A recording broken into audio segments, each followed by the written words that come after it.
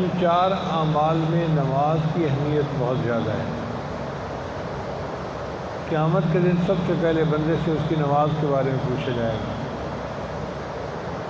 روز محشر کے جہاں گداز بود اولی پرسش نماز بود۔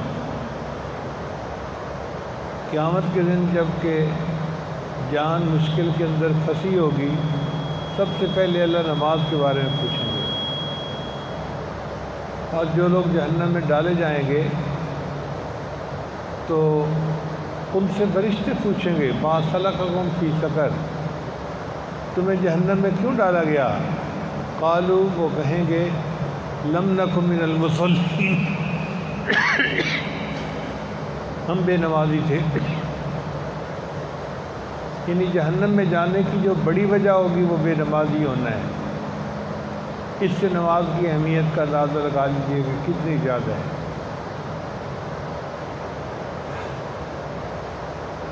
نبی اسلام نے فرمایا الصلاۃ معراج المومن، کہ نماز مومن کی معراج ہے۔ ہر بندے کو چاہیے کہ وہ دن میں 5 مرتبہ اپنے وقت پہ نماز ادا کرے۔ نماز ادا کرنا دین اور کفر کے درمیان فرق پیدا کر دیتا ہے۔ مومن ہے وہ نمازی ہوتا ہے، جو مومن نہیں ہوتا وہ بے نمازی ہوتا ہے۔ بلکہ بعض علماء نے تو بے نمازی کو کافر ہی کہہ دیا۔ گو امام اعظم ولی رحمۃ اللہ نے فرمایا کہ نہیں، اس کا یہ عمل کافروں والا ہے، وہ کافر نہیں ہوا نماز چھوڑنے سے، مگر نماز کی اہمیت بہت زیادہ ہے۔ اس لیے جب مومن سجدے کی حالت میں ہوتا ہے تو وہ اللہ تعالیٰ کے سب سے زیادہ قریب ہوتا ہے۔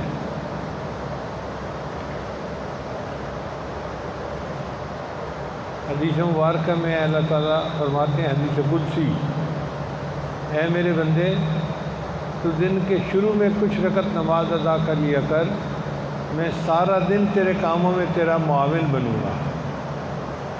اب آپ بتائیے کہ فجر کی نماز پڑھنے سے ہم اللہ کے سرپرستی میں آ جاتے ہیں، اللہ کے تعاون میں آ جاتے ہیں، اور جو بندہ فجر کی نماز قضا کر بیٹھتا ہے سارا دن نحوست میں گزرتا ہے اس کا۔ تو نماز اصل عبادت تھی، اور نماز کا مقصد ہے خشوع اور خضوع، کہ انسان اللہ کے سامنے بندگی کا اظہار کرے۔ وقوموا للہ قانتین، اور کھڑے رہو اللہ کے سامنے عاجزی کرنے والے بن کر۔ تو نماز میں عاجزی بڑی ضروری ہے، چنانچہ جس بندے کے اندر عاجزی نہیں اس کی نماز نہیں ہوتی۔ مثال کے طور پر ایک بندہ نماز کے اندر کوئی لطیفہ سوچ کے ہنس پڑتا ہے، اس کی نماز ٹوٹ جاتی ہے۔ اور اگر ہنسنا اتنا ہو کہ کہکہے کی آواز خود سن لے تو وضو بھی ٹوٹ جاتا ہے۔ اس لیے کہ اللہ کے سامنے تو اس کو چاہیے تھا کہ مرعوب ہو کر کھڑا ہو، اللہ کا خوف اس پر غالب ہو۔ یہ ہنسنا تو اس کے خلاف ہے، اس سے نماز ٹوٹ جاتی ہے۔ اس لیے صحابہ کرام جب مسجد میں داخل ہونے لگتے تھے تو ان کے چہرے کا رنگ فک ہو جاتا تھا۔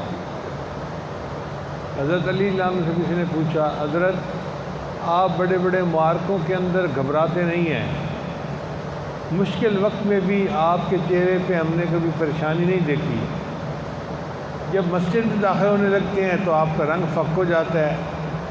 فرمایا ہے بھائی تجھے کیا پتہ میں کس شہنشاہ کے دربار میں داخل ہو رہا ہوتا ہوں۔ اللہ قرآن میں فرماتے ہیں اولئک ما کان لہم ان یدخلوها الا خائفین، ان لوگوں کو یہ تھا کہ یہ مسجد میں داخل ہوتے مگر ان کے اوپر خوف غالب ہوتا، جیسے انسان کسی بہت بڑے کے سامنے جائے اس پر رعب غالب ہوتا ہے۔ تو یہ بندے اللہ کے دربار میں داخل ہو رہے ہیں، ان پر اللہ کا رعب طاری ہونا چاہیے تھا، عظمت ظاہر ہونی چاہیے تھی۔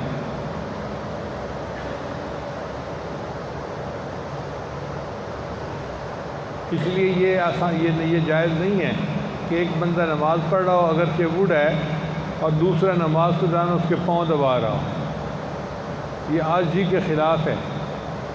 اس لیے ایسا ہر کام جو عاجزی کے خلاف ہو نماز میں اس کی اجازت نہیں ہے۔ تو نماز اللہ کے سامنے خشوع اور خضوع کے ساتھ پڑھنی ضروری ہے، اصل عبادت ہے۔ دوسری اصل عبادت حج ہے کہ انسان اللہ کے گھر جاتا ہے اللہ کے گھر کا دیدار کرنے کے لیے، اور وہاں پہ اپنے گناہوں کو بخشواتا ہے اور اللہ سے انعام لے کر واپس آتا ہے۔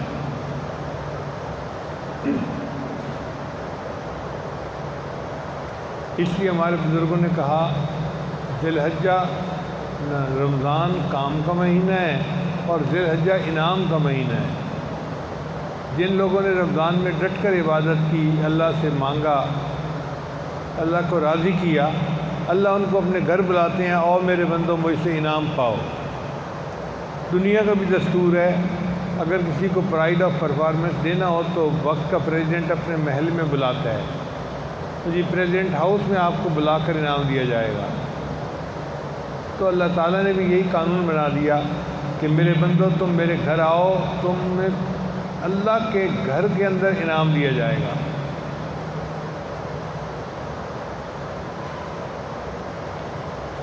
تو دعائیں کرنی چاہیے کہ اللہ تعالیٰ ہمیں بھی ان خوش نصیب لوگوں میں سے بنائے جو اللہ کے گھر کے دیدار کے لیے جاتے ہیں اور حج کر کے واپس لوٹتے ہیں۔ تو یہ دو عبادتیں اصل عبادتیں تھیں، ایک نماز اور ایک حج، اور دوسری دو عبادتیں ان کی معاون تھیں۔ زکوٰۃ نماز کے لیے معاون ہے۔ وہ کیسے؟ کہ زکوٰۃ دینے سے مال کی محبت کم ہوتی ہے، اور نماز کے اندر جو پریشان خیالی ہے وہ مال کی وجہ سے ہی ہوتی ہے، کبھی کاروبار کے خیال، کبھی لینے دینے کے خیال، کبھی کوئی خیال۔ تو مال جتنا کم ہوگا عبادت میں اتنی یکسوئی ہوگی۔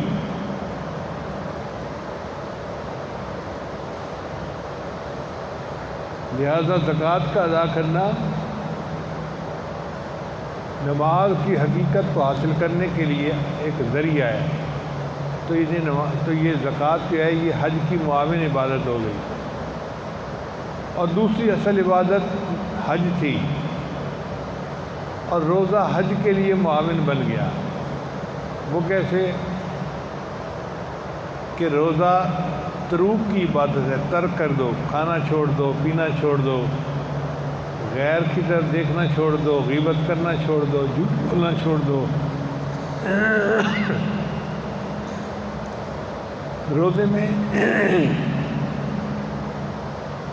بعض کاموں کو ترک کرنا ہوتا ہے، بیوی سے تم جماع نہیں کر سکتے، تو ترک کرنا چھوڑنا یہ روزہ ہے۔ اور حج بھی ہمیں ترک کرنا سکھاتی ہے۔ حج کرنے کے لیے انسان گھر والوں کو، بیوی بچوں کو چھوڑتا ہے، وطن کو چھوڑتا ہے، پھر جب حج کے راستے میں نکلتا ہے تو اللہ فرماتے ہیں یہ جو تم نے زیب زینت کا لباس پہنا ہوا ہے نا، اس کی بھی ضرورت نہیں ہے، اس کو تم بدل کے دو، کفن کی طرح چادریں پہن دو، اس کو احرام کہتے ہیں۔ پھر ساتھ یہ بھی فرما دیا کہ تمہیں زیب و زینت کی ضرورت نہیں ہے، نہ تم بال کاٹ سکتے ہو، نہ ناخن کاٹ سکتے ہو، نہ خوشبو لگا سکتے ہو، نہ تم جسم کی میل صابن سے اتار سکتے ہو۔ پابندیاں لگا دی۔ کیوں؟ اس لیے کہ یہ حج کا سفر عاشقانہ سفر ہے، اور عاشق اپنے معشوق کی محبت میں ایک خاص کیفیت میں ہوتا ہے، اس کو ظاہری زیب و زینت کی پرواہ نہیں ہوتی۔ تو حج بھی تروک کی عبادت تھی، اور روزے نے اس کو معاون بن کے اور بڑھا دیا، بہتر کر دیا۔ تو اصل عبادتیں دو ہی ہوئیں، ایک حج اور ایک نماز۔ اب اگر آپ غور کریں تو یہ دونوں عبادتیں ہمیں اجتماعیت سکھاتی ہیں۔ نماز ہمیں دن میں 5 مرتبہ گھر سے نکال کر مسجد میں لاتی ہے، تو محلے کی سطح پر لوگ 5 دفعہ اکٹھے ہوتے ہیں۔ پھر جمعہ کے دن جامع مسجد میں پورے کئی محلوں کے لوگ اکٹھے ہوتے ہیں۔ پھر سال میں عید کے 2 مواقع ایسے ہوتے ہیں، پورے شہر کے لوگ اکٹھے ہو کے عیدگاہ میں نماز پڑھتے ہیں۔ تو گویا اجتماعیت بڑھتی چلی گئی بڑھتی چلی گئی بڑھتی چلی گئی۔ اور حج کو دیکھیں تو یہ بھی ہمیں اجتماعیت سکھاتی ہے۔ حج گھر بیٹھ کے نہیں ہو سکتا، حج ہوگا اللہ کے گھر جا کر۔ کسی ملک کا رہنے والا ہو، کسی شہر کا رہنے والا ہو، اسے اللہ کے گھر جانا پڑے گا۔ کوئی پیدل جائے، کوئی سواری پہ جائے، کوئی ہوائی جہاز میں جائے، کوئی بحری جہاز میں جائے، اس کو اپنا گھر چھوڑ کے اللہ کے گھر جانا پڑے گا، وہاں جا کر اس کا حج ہوگا۔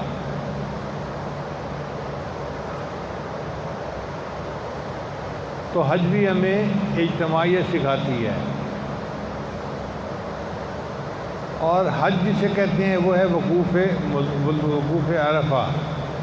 9 ذی الحجہ کو سارے حاجی وقوف عرفات کرتے ہیں، ظہر سے لے کے مغرب تک، اور وہاں پر اللہ سے دعائیں مانگتے ہیں، عبادت کرتے ہیں اللہ کی۔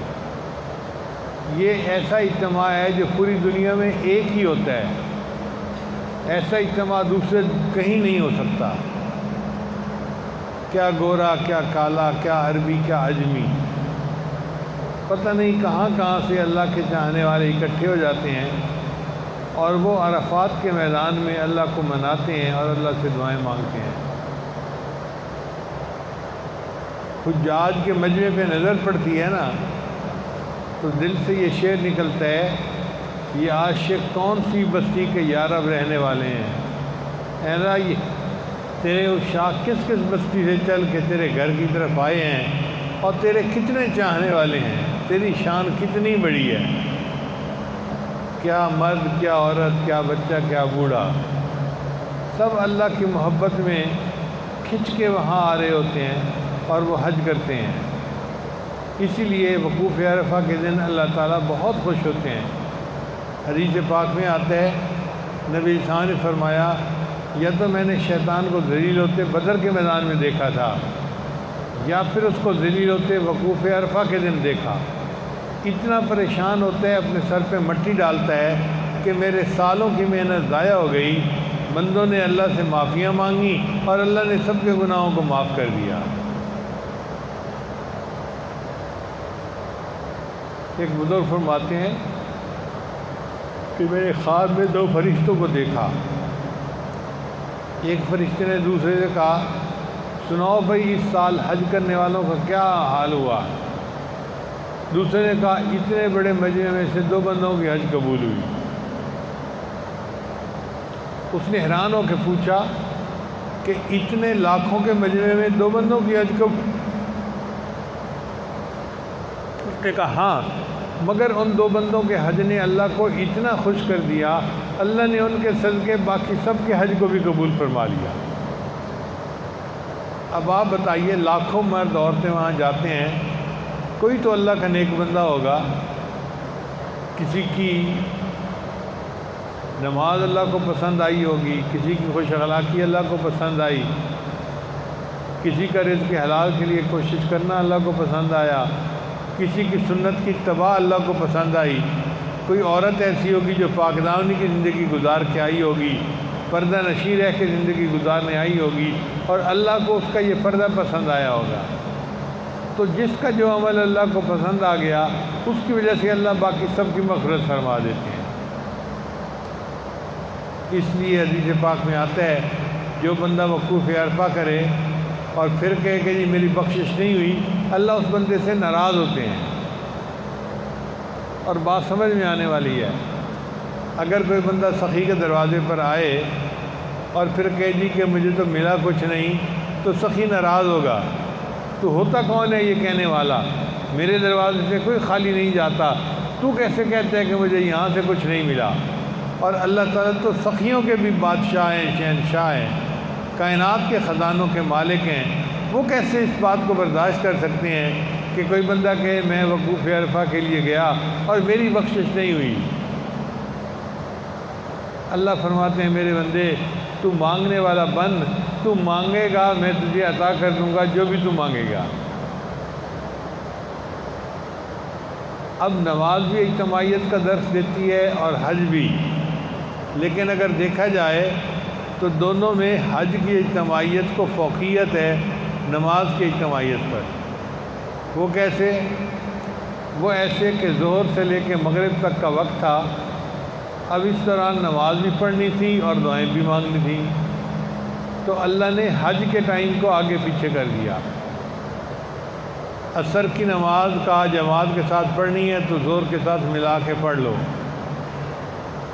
اور پھر تمہیں مزدلفہ جانا ہے تو مغرب کی نماز کو عشاء کے ساتھ ملا کے پڑھنا، چاہے جتنی بھی دیر ہو جائے۔ تو نماز کے ٹائم کو آگے پیچھے کر دیا، مگر حج کے ٹائم کو مقدم رکھا۔ اس کا مطلب یہ کہ حج کی اجتماعیت اللہ کو زیادہ محبوب تھی۔ بتانا یہ مقصد تھا کہ میرے بندو، تم جو بھی ہو سب کے سب میرے بندے ہو، اور میں تمہارا پروردگار ہوں، اور میں یہ چاہتا ہوں کہ تم آپس میں کونو عباد اللہ اخوانا، آپس میں بھائی بھائی بن کے رہو۔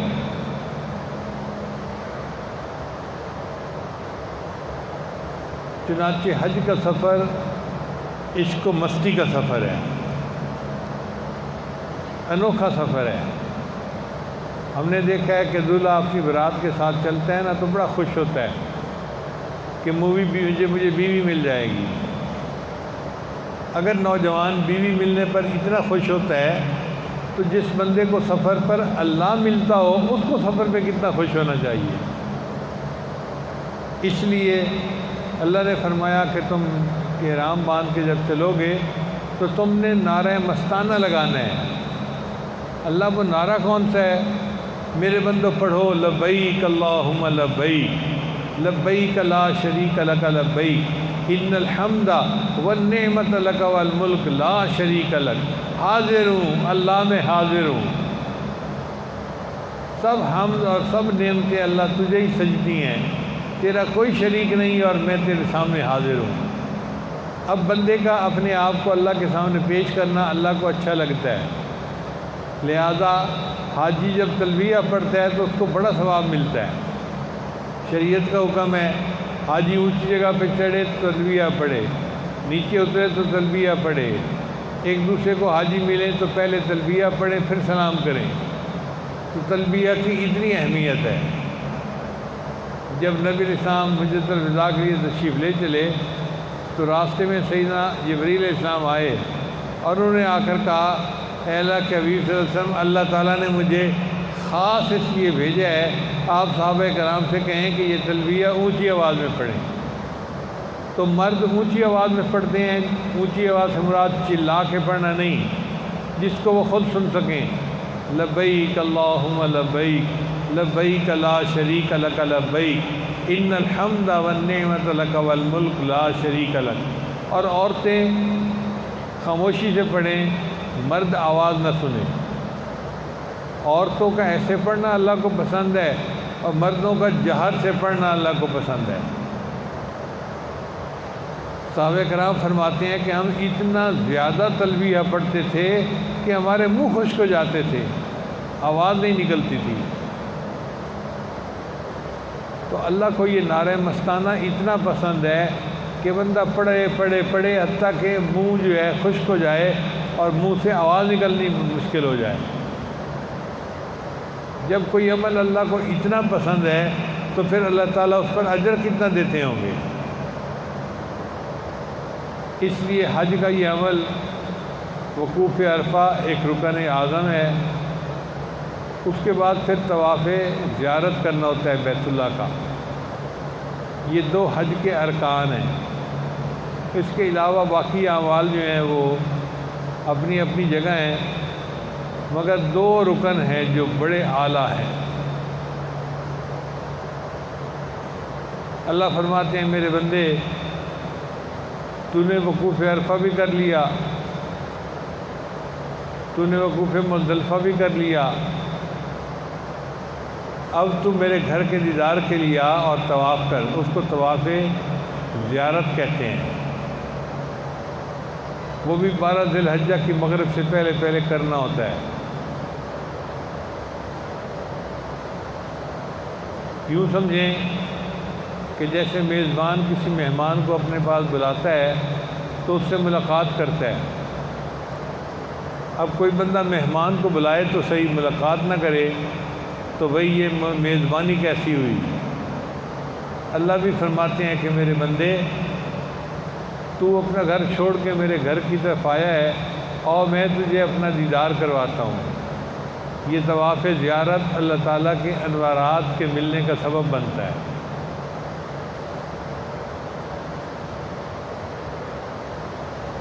اور یہ طواف ہے کیا؟ جس طرح شمع کے گرد پروانہ چکر لگا رہا ہوتا ہے، اللہ کا بندہ اللہ کی محبت میں آ کر اللہ کے گھر کے چکر لگا رہا ہوتا ہے۔ اطوف علی جدار دیار لیلا، مجنو کہتا ہے کہ میں تو لیلا کے گھر کے چکر لگاتا ہوں، کبھی اس دیوار کو بوسے دیتا ہوں، کبھی اس دیوار کو بوسے دیتا ہوں، اور دیوار کی محبت نے میرے دل کو نہیں اپنے اندر جو ہے نا مصروف کیا، بلکہ ان دیواروں میں جو رہنے والا محبوب ہے اس کی محبت نے مجھے یوں دیوانہ بنایا ہوا ہے۔ تو وہی حال حاجی کا ہوتا ہے کہ وہ اللہ کے گھر کا طواف کر رہا ہوتا ہے، کبھی حجر اسود کو بوسے دیتا ہے، اور کبھی اللہ تعالیٰ کے گھر کے سامنے مقام ابراہیم پہ کھڑے ہو کے نمازیں پڑھ رہا ہوتا ہے، کبھی غلاف کعبہ کو پکڑ کے دعائیں مانگتا ہے۔ اس کی بھی حال وہی مجنو والی ہوتی ہے، اور یہ طواف کے چکر اس کے گناہوں کو دھو دیتے ہیں۔ آج کل کے زمانے میں واشنگ مشینز آ گئی ہیں، چنانچہ عورتیں ہاتھوں سے کپڑے نہیں دھوتی، واشنگ مشین میں ڈال دیتے ہیں۔ واشنگ مشین کیا کرتی ہے؟ واشنگ مشین اس کپڑے کو گھماتی ہے، پانی کے اندر صابن لگا دیتی ہے، ساری میل جدا ہو جاتی ہے اور صاف ستھرا کپڑا اس میں سے نکال لیا جاتا ہے۔ یہ بیت اللہ کا طواف یہ روحانی واشنگ مشین کی مانند ہے۔ اللہ تعالیٰ بندے کو کہتے ہیں میرے بندے تم گندا دل لے کے آئے ہو، بیمار دل لے کے آئے ہو، دھلوانا چاہتے ہو، آ جاؤ حرم کے اندر آ کے میرے گھر کا طواف کر لو، 7 چکر لگا کر نکلو گے میں تمہارے دل کو پاک کر دوں گا۔ تو دعا کرنی چاہیے کہ اللہ تعالیٰ ہمیں بھی یہ نعمت عطا فرمائے اور ہم بھی حج کریں اور اللہ کی نعمتوں کو سمیٹنے والے بن جائیں۔ اجازت ہو تو آ کر میں بھی شامل ان میں ہو جاؤں، اجازت ہو تو آ کر میں بھی شامل ان میں ہو جاؤں۔ سنا ہے کل تیرے در پر ہجوم عاشقاں ہوگا، اے اللہ تیرے در کے اوپر عاشقوں کا ہجوم ہوگا، اگر آپ احسان فرمائیں تو مجھے بھی وہاں حاضری کی توفیق عطا فرما دیں۔ ہم اللہ تعالیٰ سے دعا مانگیں گے، اللہ تعالیٰ آسان فرما دیں گے۔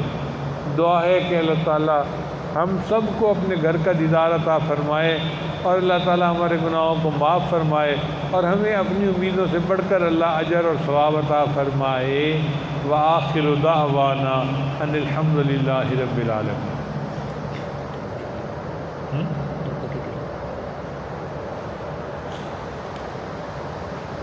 کچھ ذرا دور قریب سے توبہ کی نیت سے کلمات پڑھنے کے لیے تشریف لائے ہیں، یہ عاجز کلمات پڑھائے گا، آپ سچے دل کے ساتھ پیچھے پیچھے پڑھتے جائیے۔ پڑھیے بسم اللہ الرحمن الرحیم، لا الہ الا اللہ محمد الرسول اللہ، آمنت باللہ وملائکتہ وکتبہ ورسلہ والیوم الآخر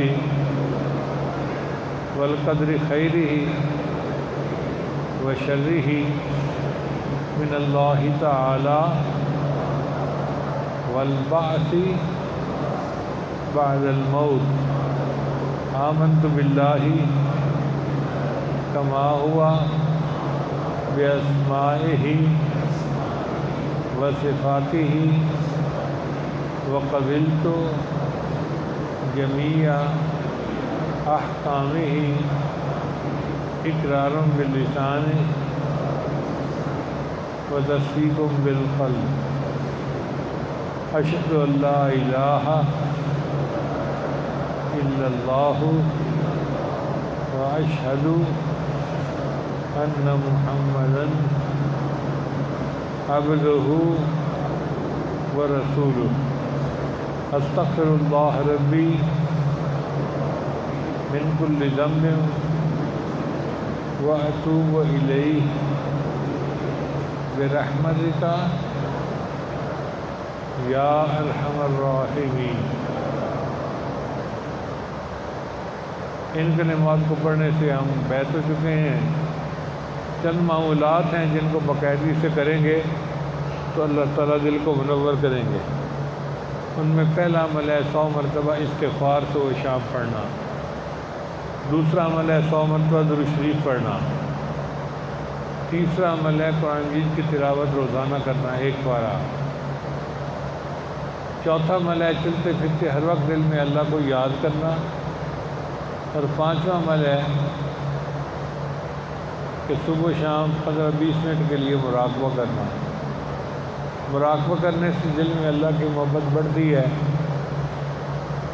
آپ خود اس کا تجربہ کر سکتے ہیں۔